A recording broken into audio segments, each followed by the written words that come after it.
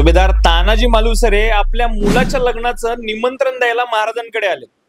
त्यांना गडावर मोहिमेची तयारी चालू आहे हे सगळं दिसतंय, पण त्यांना कोणीच काही बोलत नाही। पण तानाजीरावांना या सगळ्या हालचालींवरून कळालं की मोहिमेला कोणीतरी जाणार आहे आणि त्यानंतर कळालं की महाराज स्वतःच मोहिमेला जाणार आहेत। मग ते सरळ गेले महाराजांकडे, त्यांना विचारलं की महाराज तुम्ही मोहिमेला जाणार आणि मी इकडं मुलाचा वरबाप म्हणून मिरवायचं, हे शक्य नाही राजे।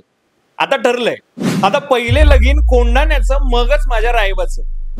पण तानाजीरावांना एक गोष्ट माहित होती की आपल्याला या मोहिमेत काहीही येऊ द्यात, अगदी मृत्यू देखील येऊ द्यात, आपल्या कुटुंबाला आपल्या मुलाबाळांना पाहायला आपला राजा आहे। त्यामुळे स्वराज्यातला प्रत्येक मावळा हा स्वराज्यासाठी महाराजांसाठी मरायला तयार होता। कोंढाणा घेण्याचा दिवस आला। तानाजीराव आणि काही मावळे दोर लावून गडावर चढले। तेव्हा कोंढाण्याचा किल्लेदार होता उदयभान राजपूत। या उदयभानाच्या सैनिकांना मावळे आले हे कळालं आणि एकच कापाकापी सुरू झाली। तानाजीरावांची तलवार पराक्रम करत होती, समोर येईल तो कापला जात होता। तेवढ्यात समोर आला उदयभान।